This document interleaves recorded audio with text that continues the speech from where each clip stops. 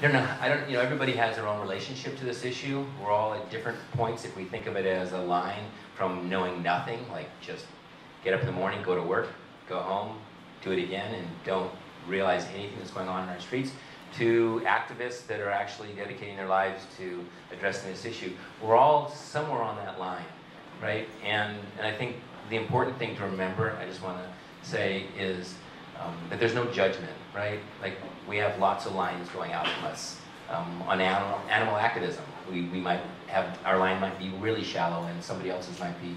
So I think this is something that's important as we delve into the conversation on homelessness, is to realize we're all at different places and that we need to meet everyone, not only on the street, but in homes as well, where they're at on this issue. It's incredibly emotional.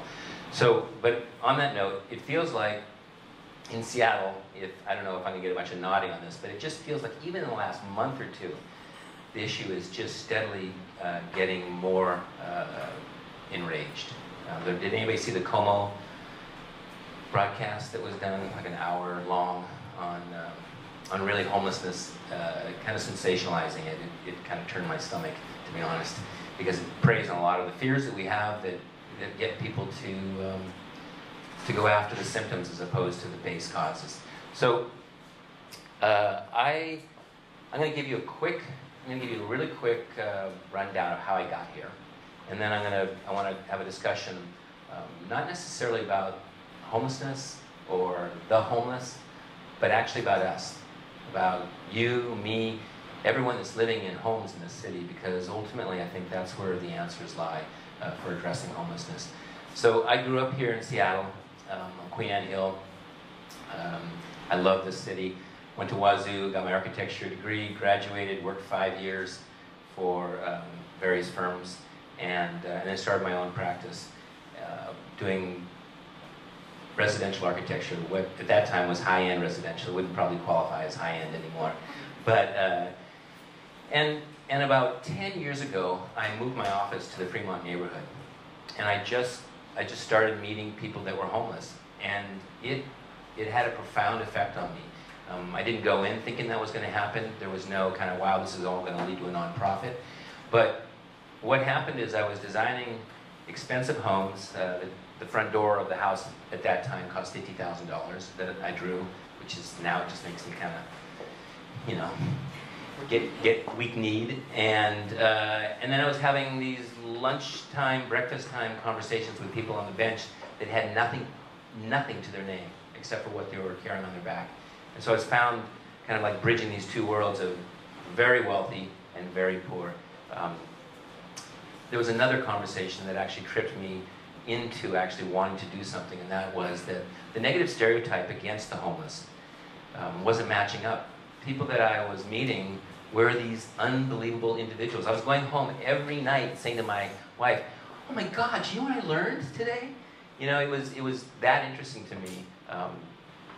Joseph Pigeon, for instance, was doing the Sunday New York Times crossword puzzle in half a day, right? I mean, just real people that were really qualified, interesting people were finding themselves outside with nothing.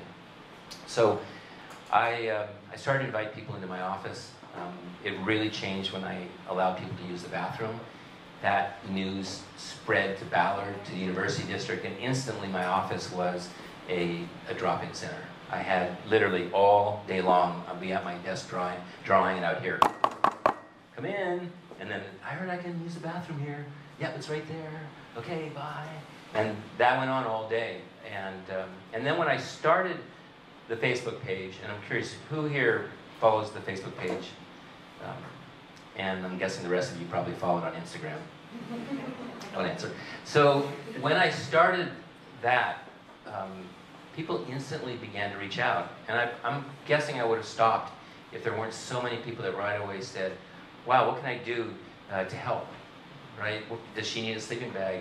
Does he need a tent? And so people started dropping stuff off unannounced at my office. I mean, cars would fill up, you know, my room with hefty bags of sweaters and coats, and people who landed on the street knew it was there, and so they would come in and they would go through it, and then at the end of the day I would be pushing everything over because I had to get out the door.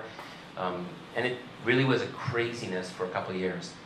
And long story short, I had to close my practice down because I was no longer making money, and it was clear that I needed to start a nonprofit if I wanted to continue to do this work. Before I jump in here, I want to say that the mission of Facing Homelessness, which grew out of that time, was the realization that we are kidding ourselves if we think we're going to end homelessness without our involvement. Like we're all sleepwalking if we are watching the evening news and think that there's going to be an announcement suddenly that, oh, we did it, we've got the answer. That's not going to happen. It's never going to happen.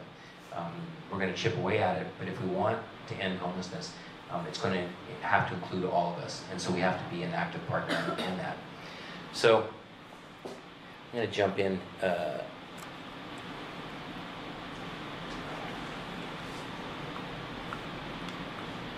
Sorry. Okay, so this is me and my sister Gigi, right? At the World's Fair in 1962. I'm 4 years old. Gigi's 3. My mom was born in Germany, and I'm not going to take you through my whole life, I promise. My mom was born in Germany, met my father there when he was in the service after the war, and she came home with him to America at 20 years old, leaving her family to his hometown of Seattle. She instantly was pregnant, had me. A year later, she had Gigi, and then she had, in the next 5 years, 3 more daughters. And I can tell you that the one thing, if I just say, okay, what was my mom about? It would be hugging and kissing, right? Like we were hugged constantly. Every time we left the house, came back to the house, was our experience. This is Randy. Randy, when he's 63, I met him 3 days ago. He lives in this suburban, in the Greenwood neighborhood. And when he was the age that you saw me in the previous photo, he was put in a foster care home. In Washougal, I think it is, on the Columbia in Washington. And he was put on a farm. And I didn't know this before talking to Randy, but at that time, a lot of foster boys were put on farms because, 1, the farmer was getting paid for it, and 2, it was free labor. Randy was bucking hay by the time he was 7, right? And he said to me, if that foster father was still alive, I would go kill him. To this day. And it was because during his stay at that family, this foster father would, at various times, tie his legs to the bedpost, take his shoes and socks off, and beat his feet with his leather belt until he could no longer feel his feet. And if it wasn't that, he was told to stretch his arms out and hold pails, 2 pails out, both directions, filled with potatoes. This is when he was a kid. And if those pails started to drop, before he was allowed to, he would be hit with a bullwhip. So he ran away 8 times. Finally, the system realized that he needed to be moved, was moved to another family where the father was the fire chief, also was on the city council. And when Randy was caught shoplifting, I think he must have been about 15, his father, being an important person in the city, was so embarrassed that he went to the judge and said, throw away the key. So he stayed in jail till he was 18. Went into the war, went into the army, went to Vietnam, came back, and basically from that time on, just drifted from labor job to labor job. He says he thinks about killing himself every day. He's extremely lonely. He has never had a girlfriend, was never married. Says he's never even had a relationship, and he feels really sorry about this fact that he's lived his whole life and never known what it's like to actually be with somebody.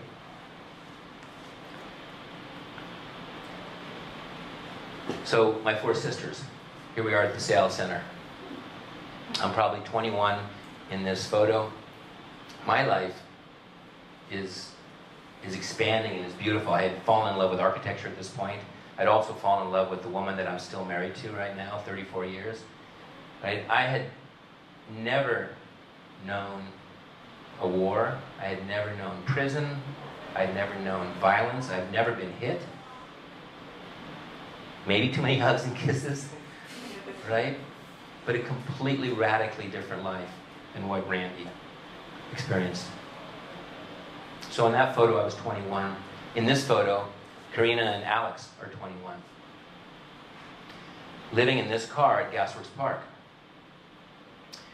When we met, they asked for $5 because their car was out of gas and it was going to be impounded. They were going to lose the car, and they needed the car. They had been living in the bushes and under the trees at Gasworks, but Alex had lost his pointer finger on the right hand to a spider bite, and it had been amputated. So I gave him the $5 and I said, hey, do you want to go up and have a coffee and a pastry at the Essential Bakery? Let's just go chat. So we sat down and I said, if you guys could dream, like just dream anything that you could do without any kind of obstacles, what would it be? And Alex immediately said, I want to be a fireman. I said, why? And he said, because I want to help people. And then Karina said, I want to be a nurse, and I want to do that for the same reason. So I said to Alex, well, I actually know on the Facing Homelessness page there's a guy that's a fireman, Tim Taylor. I said, let's go down and see him. So a couple of days later, we went down and saw Tim. And Tim looked at Alex and said, okay, you really want to be a fireman? Here's what you have to do. And he was all serious, like a fireman can be. And he said, get your GED, study for it, pass your GED exams. Then go take a class to be an EMT and pass the EMT exam. And then go apply for a job at AMR and get hired. And 6 months later, come back and take the Sale of Firefighters exam. So, what's AMR? What's that? What's AMR? American Medical Response, I think. Basically, they're the ambulances that run around town and take people from incidences to the hospital. So Alex, still living in his car, starts going to the library, studying for the exam. And he passes it. Then he goes to North Community College because Karina had gotten a job at 10,000 Villages and they could pay for a class. And he takes a class on EMT, takes that exam and passes it. Applies for AMR and gets a job where he's working now, right? And about 6 months ago, he did all of this in about 15 months. 6 months ago, he took the firefighter exam. It's a two-step process. It's a written and I think it was physical afterwards, but the written and the oral come first. And he passed both, and he's now on a waiting list. Karina is now enrolled at North Community College to start her, God, that made me almost start crying, to take her nursing classes, right? Alex and his brother and his mother were left by Alex and his brother's father when they were 1, 2 years old. And right now, Alex's brother is in jail for stealing cars with his mom, and his mom's outside, homeless. This is what Alex has pulled himself out of. And Karina was adopted out of an orphanage in Russia when she was 5 by a woman here in Seattle. Here's my daughter, Julia, my youngest daughter. She is the quintessential little hug-a-bug. Anytime my wife and I would hug, she saw that, she would come running, throw her arms around both of our legs, drive her head between our legs, and then look up at us between us, just smiling and beaming. Here's Jennifer, who I get to work with every day at Block Architects, who is probably, which is maybe one of the most beautiful things I get to engage in my life. She is probably the most animal lover, crazed person I know on the planet. And when I think about both of my daughters, I'm going to go back here one. When I think about both my daughters' upbringing, about how really stable our household was, income and the love that my wife and I have for each other, and yet we still worried sick on how we were raising them. Really, every night in bed we go, oh, did we do that right? What did we do? You know, because you're learning on the job as you go. And I think about all the families that have the stress of single parent or money woes or homelessness or any number of other issues, and what that does to the parents and to the children. This is Tyler. Tyler is about the age between my two daughters in this photo, and he was born into homelessness, living in an RV with his father. And I've gotten to know Tyler really well. We're serious good buddies. The hardest thing about visiting Tyler is leaving him. You know, don't go, no, and dragging on my feet. Tyler has been through a lot of emotional stuff, really heavy stuff. And I worry about who Tyler's going to be when he's 14, when he's 21, when he's 63, when he's Randy's age. Right? That's a lot for him to carry right now, and who knows how he's going to process that. When I think of my life, my children's life, my parents, everyone in our little tribe, and I compare it or juxtaposition it next to all of the lives that I've met that are outside living homeless, it becomes unbelievably, purely obvious how random it all is. Like just crazy random, as if we have some say in it. Randy did not know that he was going to be put into an orphanage at the age of 4. Alex, growing up with his dad gone and his mom and his brother and him being homeless from day one. And Tyler here, right, living in an RV his whole life, his first 7 years of his life. Right? These are not choices. Tyler did not make that choice. So, what do we do about all this? Right? We can know this, that every person that's on the street has a story, just like I shared with you about the folks, Tyler, Alex, and Randy. Every single person. Is it important to know these stories? Is it worthwhile to spend our energy delving into these stories when there are so many big issues, really big issues to solve, like the lack of affordable and available housing, like available mental health services, drug rehab, transportation issues for the homeless. I mean, we can go down the list, garbage, bathroom services. I mean, the list is long and all of it is wrong, all of it. So, are we spending our energy in the right direction? Looking into the lives of people when we could be doing something else, maybe more concrete. And I would say, absolutely, this is probably the most important thing that we could be doing.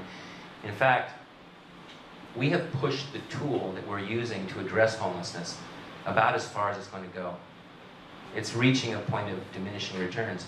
Maybe somebody will donate 10 more million. Maybe somebody will show up with, 2 more facilities for mental health or another 500 beds, right? And of course that'll help. It will make a difference. But will it end homelessness? No. I think for me, it's a little bit like, it's like we have a traffic problem here. And we vote to build more lanes. And by the time the lanes are built, they haven't reduced the traffic problem because the problem has already increased and it's just barely holding water with it. The Mercer mess is a perfect example, right? We were going to fix the Mercer mess and now it's just as messed up as it was when I was growing up here. For architects, I don't know how many architects there are in the room. Can I get a show of hands? That's enough to probably give the example. For me, it's like in the design process when you're super excited about something and you're diving into it deeper and deeper, and then it starts not working, and you start forcing it, and you're pushing on it, and you're starting to lose the spirit of it. And somewhere in there, you say, a little voice says, "Oh, I gotta look in a different direction. This isn't working. No matter how much I push on this, it's not going to get there." And you have to abort and you have to start over. I think that's where we're at right now on the homelessness issue. Yes, all of the work that government, nonprofits, religious groups, it's all important work. But if we think that that's going to get us there, it's just not. And I think we all know what the answer is, right? I mean, I think we are watching a slow train wreck. And we know that we are supposed to actually get up and do something. This is the part that is hard talking to people, because what you want to say is, do it! Go! You know? But we're all on our own journey, and we have to come to it in our own way. And that's the only authentic way that it can happen. I want to delve into a few thoughts about how we can individually step forward, though. Each of us personally at our own pace. I would say the first is to love more. Just simply love more. Judge less, hate a whole heck of a lot less, just love. I think we all can practice that in a vacuum. We don't need to do that just with the homeless population. We can just love more as a rule. Second would be to come closer. We all know this. Whatever you do for a living, the closer you come, the more educated you get, the more informed you are. Making decisions about anything from, halfway across the field, it's like a shot in the dark. And the third would be to find your own way to get involved with that information by loving more, coming closer, and then analyzing who you are and what you're good at and what you're passionate about, and to find a way to get involved. I'm going to give you a couple quick examples of, I think, the depth of the problem. So this is an encampment that was along the North Lake Way, right by Lake Union there. And there were about 4 RVs here. Here's Danny cooking breakfast. Actually, this was the day I met them first. I said, hey, can I come down and talk with you guys? And Danny said, sure, and pulled a chair up, and his hands, I don't know if you can see it, they were just black, and he's cooking blueberry pancakes, bacon, and it's all floating in grease. And he goes, here, I'll get you something. And he gives me a plate full of all this stuff, and it's like, oh, I can't. So I ate it, and it's like, oh. But basically we got into this conversation about the fact that people in the neighborhood hate them. And that at night, people will drop off garbage at their RVs. You'll be sleeping in the RV and you'll hear a truck pull up quietly and somebody will dump a sofa out, or 4 hefty bags of garbage. When I was visiting with them numerous times, on the first time, 2 different people on the Burt Gilman just yelled obscenities down at them. Just flying by on their bike, which I'm a biker, which kind of like crushed me a little bit, because come on, you bikers, what are you doing, right? But I think this is something that we don't see unless you're homeless. You're not the recipient of that kind of hate. When I first started the Facebook page, I told my wife that I was going to live at Tent City 3 for a month, for the month of February. This is back in 2012. And that alone changed my view about what it meant to be homeless, even though I could go back home in a month, right? But it was ridiculous the amount of work it is to be homeless. But every morning at 4:30, on the dot, somebody would drive by and lay on their horn the whole way, on their way to work. And they would, I think the feeling was that they were up and they wanted to make sure that all these lazy bums were also up, right? So I think for us, we need to get to a place, first of all, where we can create some civility, and decency around this issue. This is Corey. Corey's homeless, lives in the Arboretum in a tent, and she's smart, funny.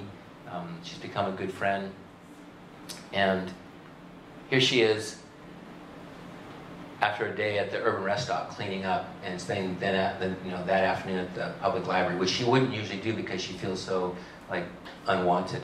But being clean, she could kind of blend in. What most people don't know about Corey is that she went to the University of Arizona for 4 years, that she was a flight attendant for American West Airlines for 6 years, that she was married to a pilot. And then everything in her world crashed. I mean, no pun intended, but She was divorced.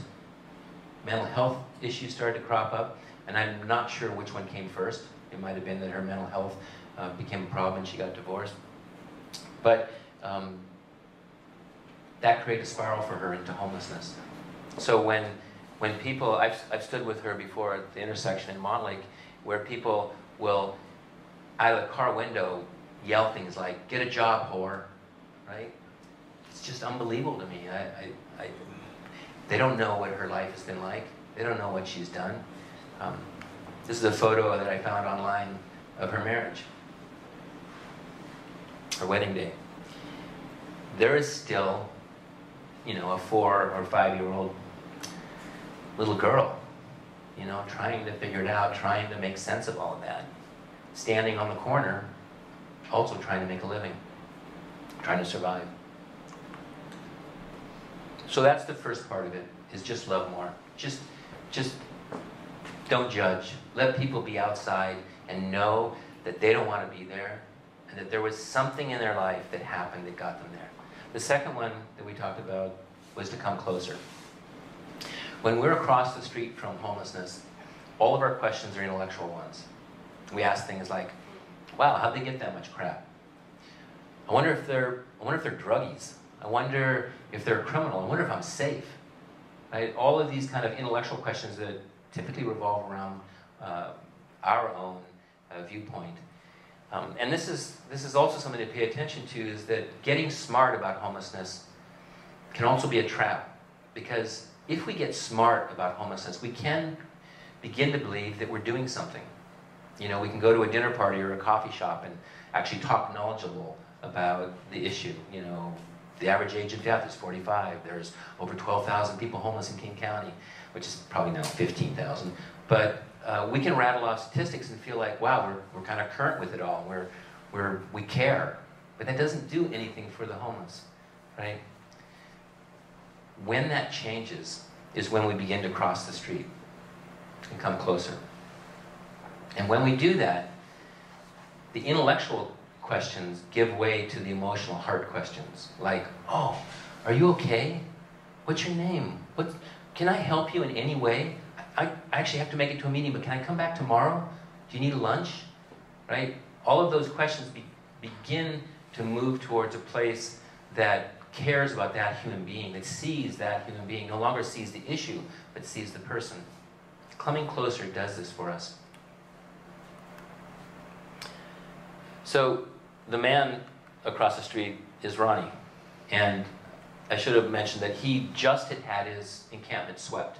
He had been given an hour to get everything moved, so he moved it out of the park up onto the sidewalk in the rain, and he's wondering what he's going to do now when I came and took this picture of him. And we got to be good friends, and he spent the whole day in my architecture office drawing. He's an artist. He grew up in Ballard. He's been homeless most of his life. Here he is with his great nephew, Willie. Just the connection between them was beautiful. Ronnie also lost his daughter at the age of 20. She was 20 and died in a head-on collision. It took him 2 years before he could even say her name. And the final, if those are these three pillars of love more, come closer, the third would be to figure out what your place in this process is. One of the things that we say at Facing Homelessness is to answer these two questions. What are you good at and what are you passionate about? And then to find an answer that takes the combination of those two questions, the answer to those two questions, and create a life project for yourself to go out and help someone that is in need, right? Because if you're good at it, you're going to make a difference, and if you're passionate about it, you're going to stick with it, right? So there are so many ways to do this.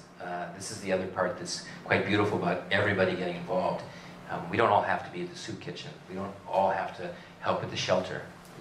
Anything that you want to do to move this issue forward is needed, right? So a couple Sundays ago, we basically just made an announcement on our Facebook page and said, hey, let's clean up all the garbage at the on and off ramp circles in Montlake. So 25 people came out. We We were able to get some sharps containers from the People's Harm Reduction Alliance in the University District. The city agreed to pick up the garbage. Montlake Boulevard Market let us put all the garbage bags by their garbage cans. So it's this super easy thing. I mean, it all came together in a couple hours. Everybody said yes. And we spent the day, 2 hours basically, cleaning up. And it sounds silly to say cleaning up garbage is beautiful, but it was beautiful. Just the feeling between all the people doing this, knowing they were doing something to make a difference for the people living there, was really something.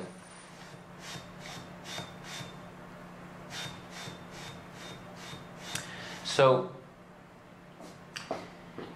Facing Homelessness, again, its mission is to bring people into the process of addressing homelessness, hopefully ending it. And there are many ways we do that.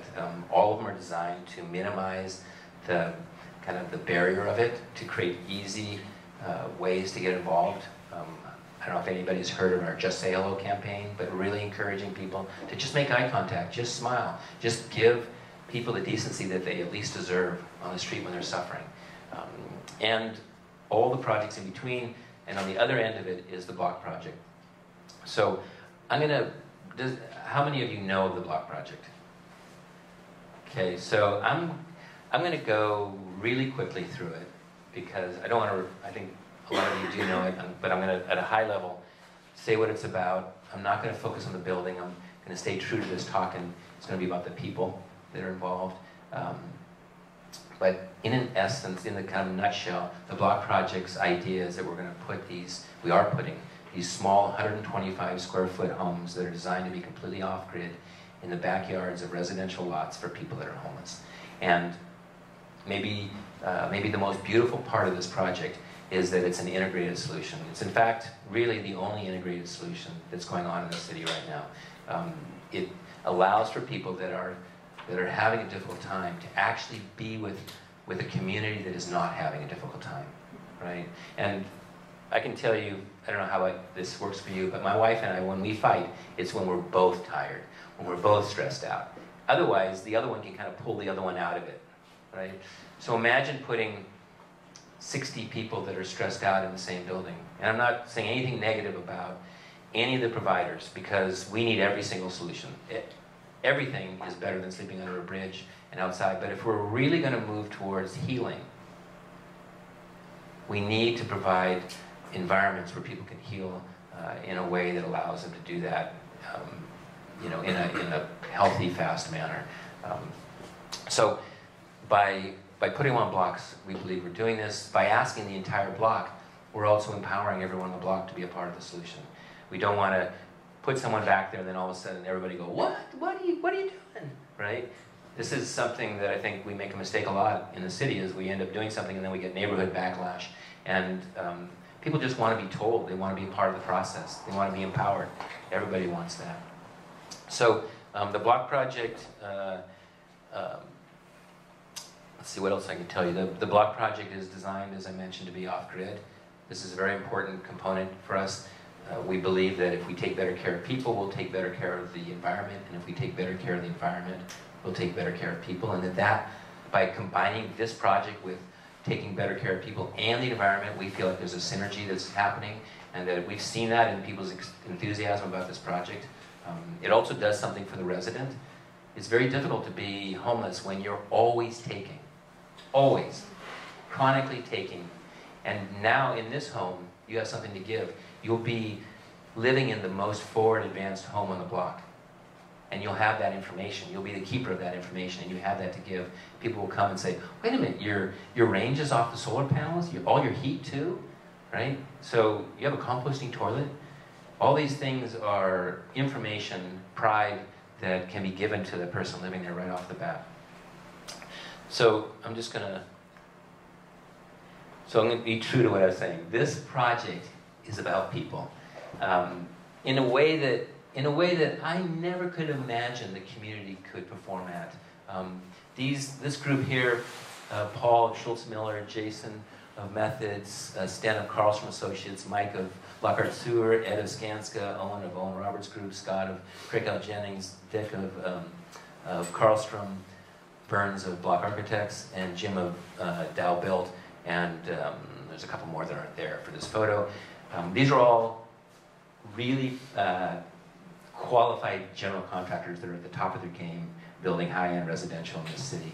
And they're all part of what's called a CAT team, a CAT construction advisory team, helping us scale, helping us try to get this project as efficient as possible, and also bringing in all the other contractors in the industry. This is our goal, is that we want every general contractor to be able to build a block home.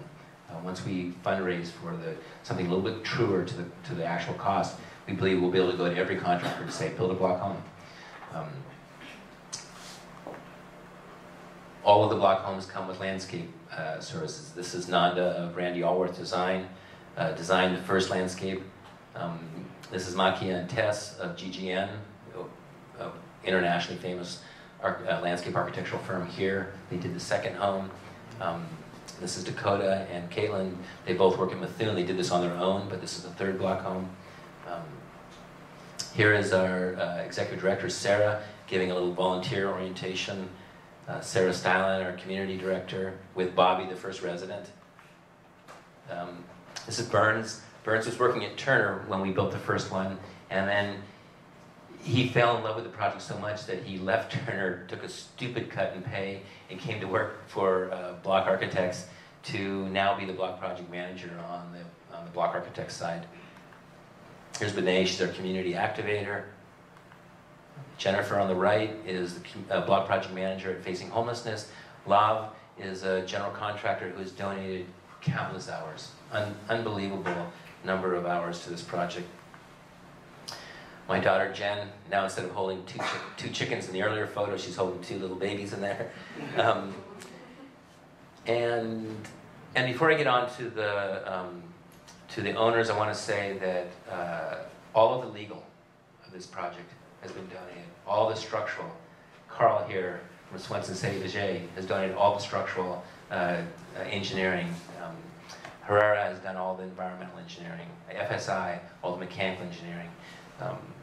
This project has just had an unbelievable outpouring of people wanting to get involved. And then there's the owners, the property owners. This is Kim and Dan. They were the first people that stepped up and said, I want a block home in my backyard. But there are now over 130 people that we're vetting to put a block home in the backyard. This is Windermere coming out and tearing Kim and Dan's yard apart for the block project. Digging trenches for utilities. Here's Bobby, Kim, and Dan. Here's the first dinner that Bobby had at his house. And here was his house this last summer.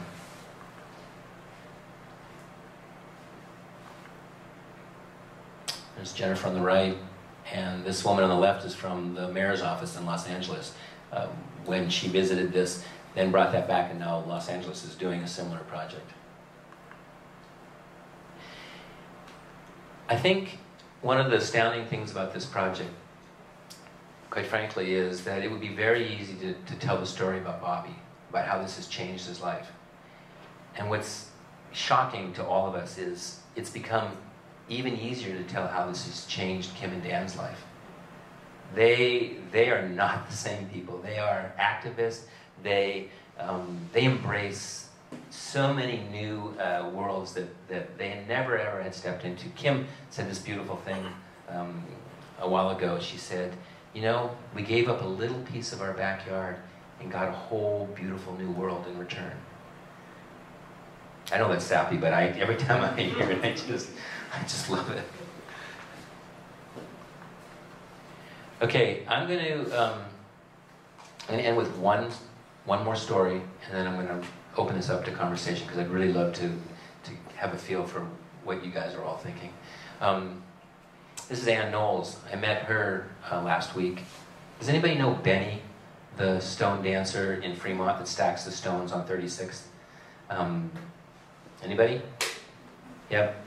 So I didn't know this. I've known Benny for about 7 years now. Benny lives with Ann on her floor and helps her with her rent. So her rent is $1,400. Ann is 78 years old and is 2 months behind in rent. It was actually 3 last month. 2 weeks ago, we raised money for a month's worth of rent, but then we didn't realize there was 2 more. And Ann's an architect. She worked for Methuen years ago when Omar Methuen had his office in Redmond. And she's had seizures, she has heart problems, and she's run out of money. And she's about to get kicked out onto the street. We're going to see if we can raise money for 6 months of rent for her to augment what she gets, but she doesn't get enough. I think this is another very important component of discussing homelessness, is not just the stress of people that are on the street, but the stress of people that are actually in housing, that are worried sick, that are about to become housing. And she's so worried about Benny, and Benny is so worried about her, you know, and he's, I don't know how many years younger. She's really cute. Last week when I met with her, Benny was there, and she said, "Now I just want you to know I'm not sleeping with Benny." I was thinking, good to know, man. But she doesn't want to go into housing if Benny can't come along, because she's so worried about him. Right? And vice versa. He's saying, no, you got to get housing. Well, housing is a long shot. Right? So this is what we're facing, right? So I'm just going to leave it there and say, I don't even know how much time I consumed. But I would love to first take questions and then even steer it towards you know, this idea of community getting involved and hearing your ideas about what that means. Well, first of all, I would like to say thank you for your lovely organization, because if you guys weren't passing out those little stickers like that at the Pride Parade, I would have never knew or heard about you. I was homeless at the time, and I literally went on Facebook at the parade to see what did that even mean. And it was so awesome, and I just thank God for you, just listening to you and the story that you just told us. It really touches me in my heart that people really care, because I'm a homeless and housing advocate. I do volunteer stuff for an organization, but I came here because I live 4 blocks from here, and I wanted to hear what you had to say. Thank you so much for being here and for that. Thank you so much for what you're doing, and I wish there was so many more people like you in this city. Thank you so much. There is one back there, Tomas Bernanke here. He's doing the same thing. I know, I've seen him today. I was like, this is just wonderful. I was really about to cry. Thank you all so much. Come on. Right. The people you meet out there have you come across people who were somehow involved in human trafficking or were victims of human trafficking? I haven't, but for sure that doesn't mean that, you know, it's not even all around me. It's, you know, I'll say that I'm probably not educated enough, for one, to even look for the signs. I know it's a huge problem. Yeah. So I met Tyler from your slides before in Derby, doing outreach with UGM and then Babies with Homelessness. And we sort of had a chat with him, and he really needed some shoes. And so we got him some shoes, and I had the luxury of delivering him the shoes, which was super sweet. But he had these old, like cowboy boot slippers that look kind of like they're from Toy Story or something. And I gave him the shoes, and he came running out, and he's like, "Oh, wait. And he gave me these shoes, and he said, "These have been my favorite shoes. I want to make sure they go to somebody else." He is the sweetest kid. So sweet. Yeah, he is really remarkable. So much so that it makes me, you know, I'm not usually a worrier, but it makes me worry because he's lived a very, very difficult time. You know, there's an authoritarian rule in his household, and I love his dad, absolutely. But yeah, I hope that little boy can find a way to kind of like navigate all those before he hits adulthood. You know. Yeah. They are in housing now, so that's a really beautiful thing. Lehigh has them in housing.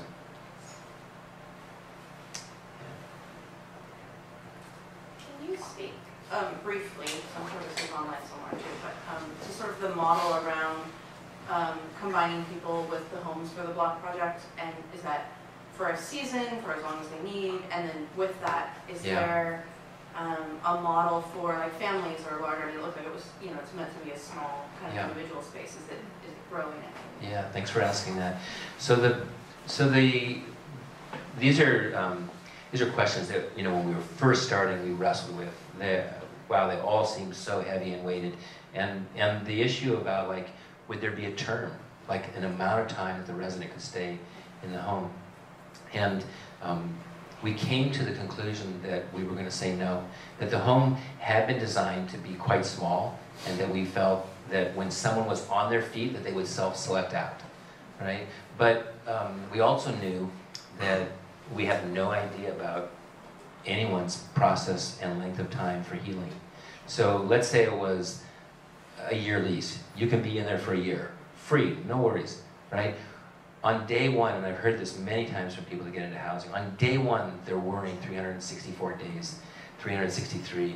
They're worrying, they're watching that tick down, and we didn't feel that would be good for healing. We felt it would be better for them to just feel like, this is my home. And when I'm ready to move, I can move.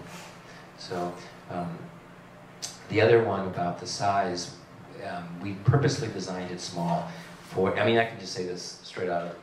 We worried about NIMBYism like crazy, my daughter and I. That consumed maybe 20 Friday morning coffees of just doodling and worrying about the size and all the things. It was one of the early reasons, too, for going off-grid.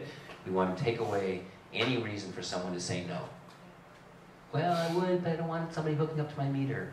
No worries, we're not going to hook up to your meter, right? Or, I would, but it's too big. No, it's just a little tiny thing, right? So we really wanted to turn all the NIMBYs to YIMBYs. And part of that was the size. But we know once the paradigm is shifted, much like Uber and Airbnb have done to their industries, right? Reimagining personal space. Once we feel that people have gotten used to this idea that, oh, it doesn't have to be just my backyard. It can actually be a place where I can do social good, where I can actually help someone in need. Once we get to that place, then we want to introduce the next version, which would be big enough for couples and then families. Because we're well under, you know, the allowed for size is 800 square feet. And our footprint right now is 222, I think. So. Can you put a block home on your property if you already have a mother-in-law unit in the property? What's the zoning? I don't think, it would be, you'd have to look at the zoning first of all, but if it's single-family residential, I don't think so. that is one of the things that they're looking in, I think, changing, but I think right now you're not allowed to do that. So now we talked about a lot about like healing, and once people get homes, they can start that process. Does your organization like have access to help them with like mental health or things like that once they have that house? Yeah, my little rush-through version just left out so much. So the only way residents can come to the program is through case management agencies. So right now we're working with Mary's Place, Chief Seattle Club, and Community Psychiatric Clinic. And we know that is going to expand over time, but right now we're just working with those three organizations. And with that comes a pretty intense matchmaking. You know, this is really, when it comes down to it, this is a landlord-tenant relationship, but we are removing every bit of that we can. So in other words, the homes are still owned by Facing Homelessness. We are the landlord. And that way, both people that are living in each, the primary residence and the secondary residence, and I almost don't even want to say that, the big house and the small house, is that they're equals. They're just neighbors living on the same property. We don't want, this is one of the reasons too that we moved away from charging rent, although there's also a competing discussion that says we also want these to be sustainable, and if once we reach a certain number of them, I think it could start to generate enough income to start purchasing new homes. And there's a lot of other conversations in that too about pride of place and paying for it. So. You had said just now intense matchmaking process. So what does it, like like, is it just you and your team trying to be very thoughtful about who might get along long term? Yeah, it's basically an expert dating service.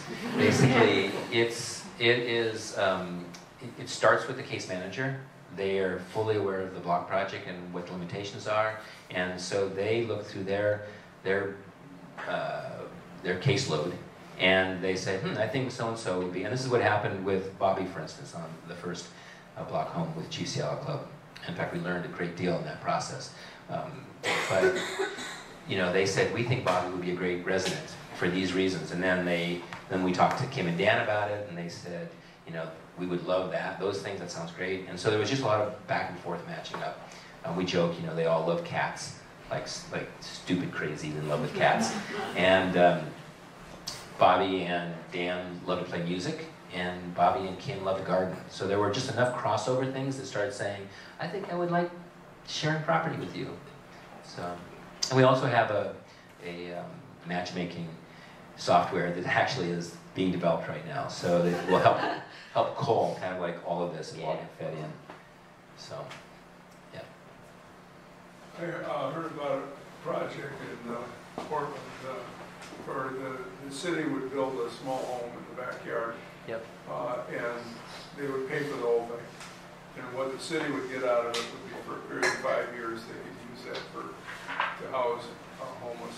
But then at the end of 5 years, the property then goes to the owner at no cost. So there's a financial incentive to the owner. And although the financial incentive is a kind of a different attitude than you know, kind of people loving people, but it still is part of the business picture. Yep, you nailed it. I mean, that's exactly, it's in Multnomah County, and that's exactly what they're doing. Again, I would say anything that helps move the needle forward, I would say it's a good thing. We did see a little bit, the block project and that project came out almost like within a week. Like we made our thing live and they made theirs. I was like, oh, hey, what are you guys doing? You know, and what happened when they both went live is we had people that were in Portland finding out about the block project in Seattle, and we got comments like, well, wait a minute, what's in it for the homeowner? Like, how are they going to make anything out of this? And so it became apparent, exactly what you just said, it's drawing a different type of person. And there's no way to convey how unbelievably beautiful the hosts have been. Lex and Marion, for instance, in Crown Hill, it's the next home that's going to be housed with a young woman from Mary's Place that has a little newborn. And Lex and Marion are in their 80s. And, you know, they are every single, yeah, I'll tell you 2 quick stories. First time I met Lex and Marion and spent time with them in their house, and then he's Dutch, they're both Dutch, and he walks, Marion stays at the door, and he's walking out the door with us down their little sidewalk. And then I look back and Marion just says, it's okay, it's what the Dutch do. And I go, okay. So he walks us to our car and he says goodbye, and I said, can I give you a hug? And he kind of looks at me and he kind of nods. He's a pretty tall guy. And I give him a hug, and then he looks at me and goes, that's not something the Dutch do. But I've taken a bajillion photos of them. And a couple weeks ago, we were in the backyard. They said, Lex and Marion, can I take a photo of you guys? And now they're getting kind of, you know, they're getting spunky about it all. And so Marion says, do you want us kissing? And I said, yes, I actually think kissing is one of the most beautiful things on the planet. And so they have this long kiss, and I'm photographing them. It's so amazing. and then they part, and Lex looks at me and he goes, we really do like kissing. I mean, they're just so beautiful. Yeah, I think it's a very important, sorry, I got off track there. It's just such a, it's so renewing your faith in humanity when you see people stepping forward and not just saying, sure, you can put a house in the backyard, but having all of the spirit that comes with that says yes, like just the depth of person and kindness, and it's actually It's actually mind-blowing. So, yeah. Oh, sorry. Go ahead. So in general around Seattle, I know you're like the public transit is expanding and everything, but in the places where there are yards large enough for something like this, a lot of the time they're a little bit cut off. They're set up in suburban neighborhoods that don't have super great access to public transit and things like that. So how does that work? Do you have a lot of people sort of volunteering their houses in places that just wouldn't be good for young homeless people because they can't get around? Yeah, so it's true about suburbia. This project right now at least is just Seattle. Gotcha. Right? And the way the detached accessory dwelling unit zoning is written, at least at this point, is that your lot, there are other qualifications, but one of them is that it has to be at least 4,000 square feet, right? So, and most lots in Seattle are 4,000 square feet. There are plenty that, the lot I'm living on, for instance, is 3,000 square feet. But most gridded out blocks are 4,000 and above. So most of the residential lots in the city actually will allow for a block home in their backyard. Yeah, and there's another thing, I've gotten that a little bit in the past too, because it is a big deal for folks that are living outside to be near services, right? That's so much time gets spent traveling from here and over to here. And so, but one of the things that we've already noticed with Caesar and Bobby, Caesar lives in the Greenwood block home, is that, everything just ratchets down a few notches, and navigating the distances doesn't seem to be as much of an issue. There are also opportunities for rides. We're developing an app too that is connecting the block and the residents and the hosts, so that if someone wants to go downtown, for instance, they can say, oh, I'm going down in 2 hours, want to go with me? Or I've got some extra lasagna, do you want to, I cooked too much, do you want it? So we're hoping that network just keeps getting tighter and tighter for the resident that moves in. Indeed, it's way easier to ride the bus when you don't have to carry everything you own with you. Exactly, yep. Yeah, question? I was going to talk about the design that you did. So I live in West Seattle, and I saw a photo in this little local paper, the West Side Weekly or whatever, it had your house project, and it was on display in West Seattle. At American Legions? Yeah, so I went over and looked at it, and I thought, this is pretty clever. I've seen quite a few versions of this, but they all seem kind of cutesy a lot of times. And this just seemed like it was very smart, and thought of a lot of details. Outlets outside, a rod where somebody can hang something to shade the window or shelter. Caesar has his cat leash on that. And, pretty good daylight inside, it looked like. Yeah. I couldn't go inside, but I could tell. So then I started to think, well, what if you kind of proliferated these? People seem to have this idea, why don't we just build a big camp of these? And you said you spent a month in a homeless tent city or whatever. Yeah. They have this kind of a system where they're organizing everybody and keeping them safe and giving them hygiene. Very much so. And what about using these for a bigger rollout? Harbor Island, I go by there and it's just a big empty space. I guess you're going to finally change that, but still there are these areas of the city that maybe could be like a quicker progress to get people housed. Thank you for the comment on the design as well.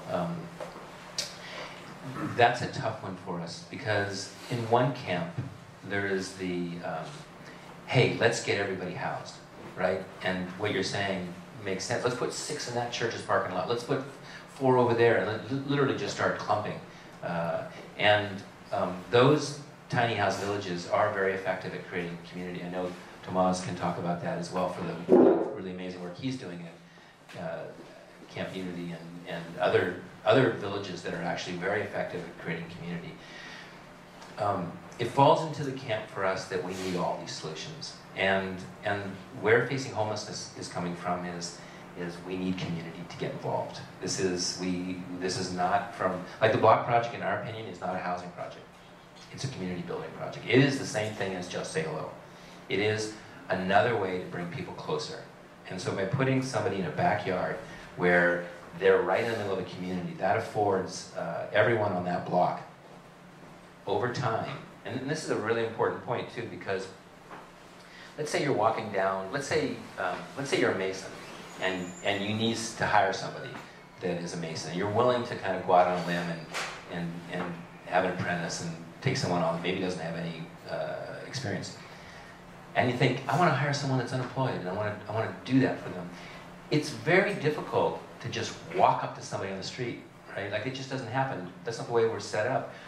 We make connections, and then through those connections, we create opportunities, right? So if you and this other guy living in the block project, or a woman, are gardening in the parking strip, or any other number of potential chances to get to know each other over time, then those conversations will, we feel, organically evolve. And we think if we have one of those on every block in the city, right, and those are all evolving and moving, suddenly we have everyone that was homeless not concentrated in 1, 2, 3, or 4, like, kind of big, giant areas. We actually have everybody connected and interspersed through the city.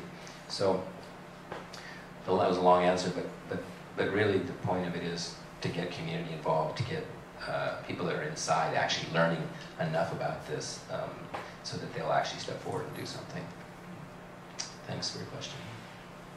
I was at the Trolls Knoll, an encampment in Fremont last night, and they're having a sweep for the next 3 days, and so everybody's having to move. And I was just thinking about, like, you know, I've been a case manager, and it's like hard to get people sometimes to move into housing.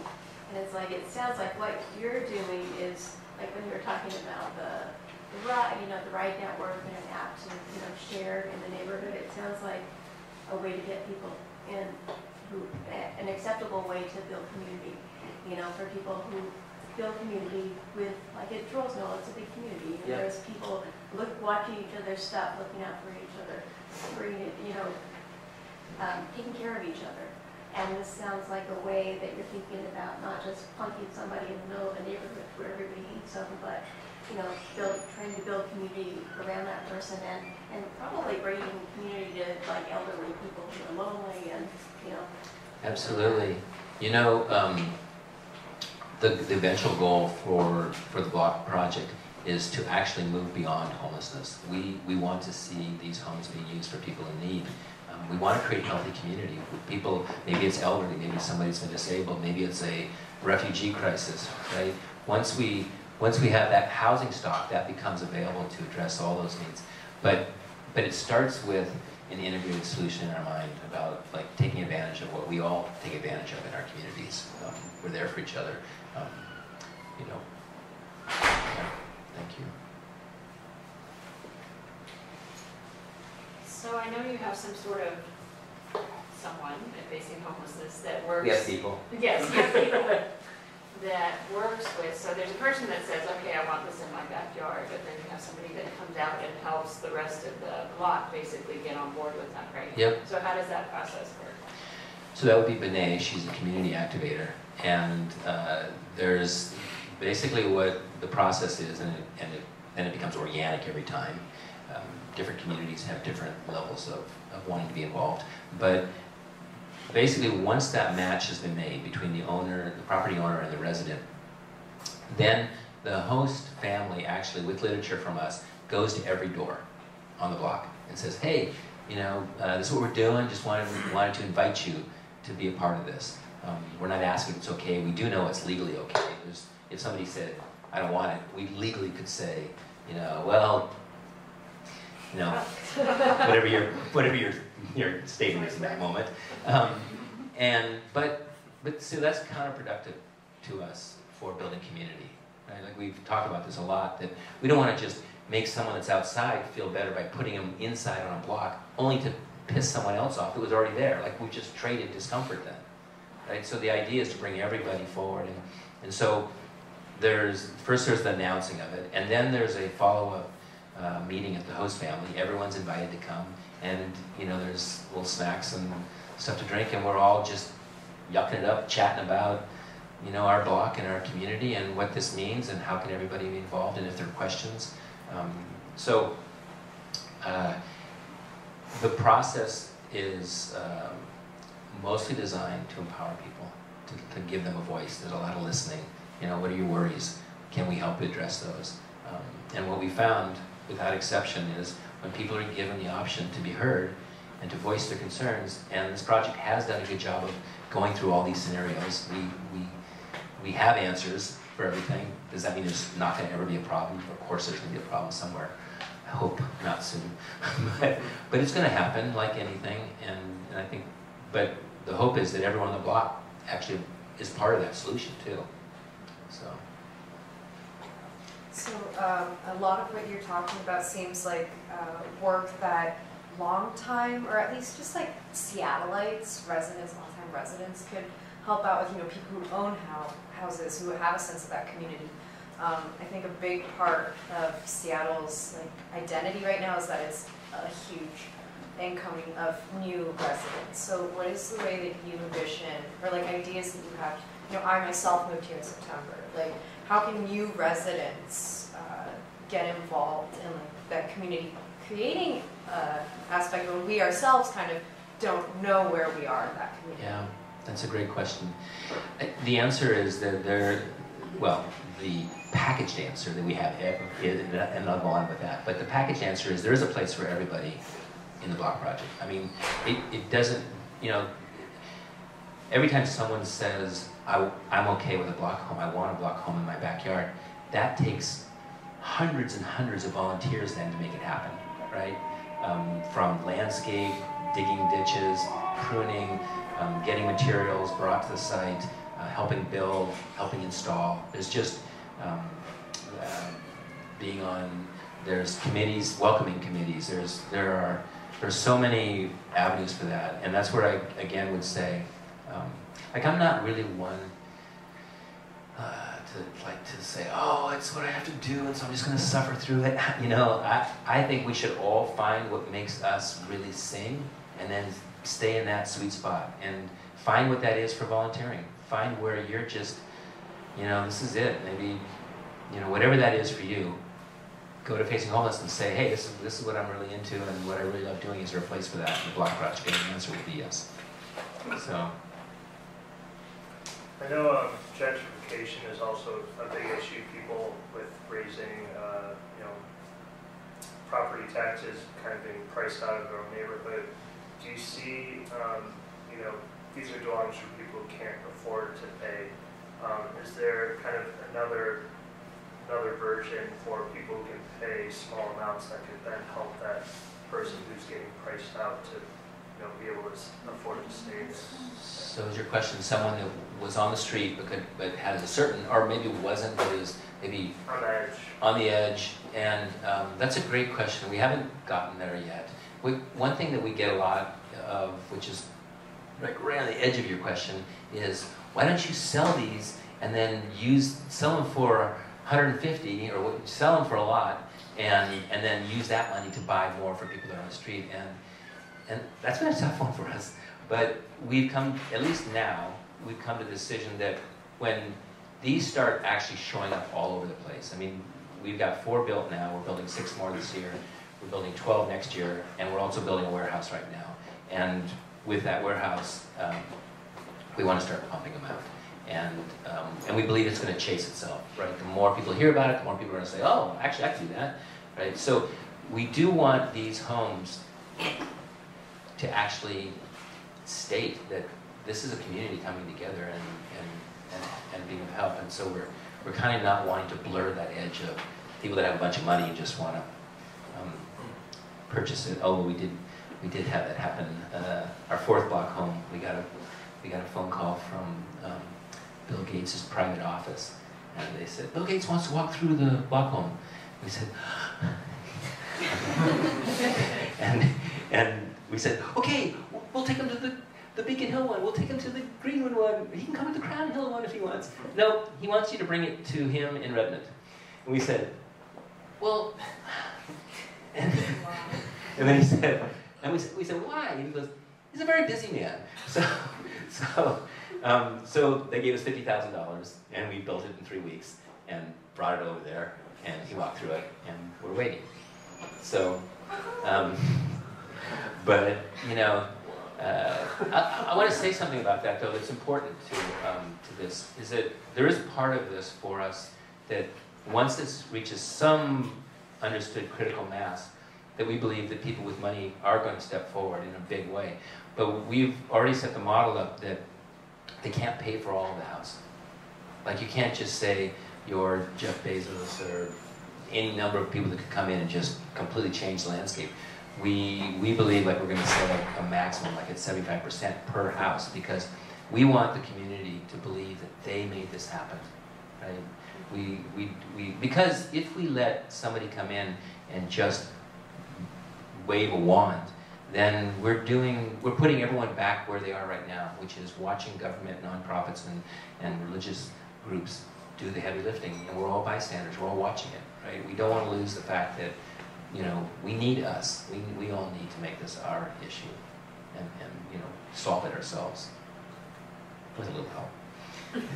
I wanted to add to the previous question about when you're new in town and becoming involved. I found my experience building tiny homes at Camp Second Chance it's such a meaningful process that it means so much to the people that get involved that I think it's the absolute best way to get involved as far as meeting new people and building community. It is such a meaningful experience for people. I don't think there's a quicker way to make friends than to get involved in be it. I know somebody who, for instance, started a project called Burritos Without Borders, and every week they get together in a kitchen and they just make like 600 burritos. There's the block project. There's so many different ways to get involved, I think. Yeah, and we saw it again this last Sunday that we did the garbage pickup. I mean, it's so mundane, right? Can't tell you how many people said, "I love picking up garbage." Who would have thought? So, by the way, on that note, we are going to make this. We are going to try to usher in a citywide program and actually try to clean up the city, because we also believe that this is actually what's triggering so many people is the garbage. And if we could get neighborhood groups to do this all over the city, we think we would be able to take some of the pressure off of, you know, the loud voices. So if you're interested, I should have put out a sign-up sheet, but maybe you could contact me or Facing Homelessness, however you want to do it. Maybe we could put a thing if how many might be interested in that? Anybody? Picking up trash? Yep. Yep. Excellent. So maybe we can put a thing at the door, and if on your way out, just put your email. We're looking for people that want to help organize it, and we know we have support from the city. We also, it feels like this is something that everybody would want to jump in on. So, yeah. As you guys begin to scale up, and you're making 20 to 30 of these, or you're talking about getting a warehouse, and I don't know, maybe you go prefab or something, and it becomes an area of just efficiency to do it in-house, or like, how do you scale up and not lose the community barn raising aspect of the project? That's a great question. So we are prefabbing them, but prefabbing panels. So the idea is that we, in the warehouse, and we're doing that now as well, but we're, actually Tomas has helped us with putting jigs together. That's part of what I gave the photo of the CAT members. We're really trying to think tank that, like where's that fine line between maximizing the process, but still not losing the community involvement. And there are a lot of places that can happen to bring people out. Like if you come out to one of the dig days, it's so crazy. Actually, I wish I brought the video of Lex standing in the middle of his beautiful flower-filled garden, and they're ripping it to pieces, you know, with digging trenches and holes and stuff. And he keeps twirling. He goes, "This is so amazing. A huge amount of people have come out. Where are all these people come from?" and I said, "Are you worried about your garden at all?" He goes, "No, winter's coming. Everything under the soil is still okay. In the spring it will come back." You know, it's just so the answer is that is something that we're fine-tuning. I'm glad that you kind of put your finger on the importance of that. Is that, you know, it's a balance between building community and building homes. And Kind of going off of that and what you said earlier about opportunities to not just be taking or receiving. Are there any opportunities for skills training, crafts training, even just manual labor opportunities or things that you're thinking about with the community that you're serving there as well? Yes, we haven't developed that yet, but there's been a lot of talk about a program, and there's actually grants for those type of programs to actually set up a training program and then work within the warehouse. But it's there's another interesting side to it. For instance, Bobby helped a fair amount, and the second resident, also feel like I'm not going to say his name, but didn't, and that's not a comment on him. I think it's where he was, right? Like where he was in processing, he was a lot more reserved about it, and needed his space. Didn't want a big welcoming like Bobby. We had a Native American drummer out there, and it was a huge ceremony. And it was beautiful, and the second one was quieter, and that's important to us that we fit it to the person. This is about them and not facing homelessness. Have you guys had any people ask about implementing it in different cities, or like? We have, yeah. I actually was talking to a city official that works right under the mayor, because the mayor came to our block home the third day in office for her, and I said to this person, I said, you know, I don't quite understand why we're getting so many calls from other cities. Like you saw the mayor's office from LA and San Diego and Denver. We have an architecture firm, Nexus, in Salt Lake City. They're a big architectural firm, and they're building a block home for us right now, an LVC block home, and then shipping it up here. So, you know, there's a lot of interest outside of the city. You know, Seattle for some reason has not jumped on what we're doing, so we're just kind of waiting. Yeah. We think it's going to be something that once we get to 15, 20, whatever homes, that we're going to get. I mean, it's going to be hard not to get a lot of national media from it. We're putting together manuals right now. We have these 7 defined manuals, and our ultimate goal, we're writing everything down how we're doing it, and not just building houses, but how to build community. And it's starting right from the very beginning. It's starting with actually a Facebook page, like getting people to look at the beauty of individuals, to really start to talk about like loving people. Like that's easy to kind of scoff at, but it's such an important, critical part of this process. And to lay all that out and then be able to drop those manuals on different municipalities' desks and say, go at it, you know, do it. So.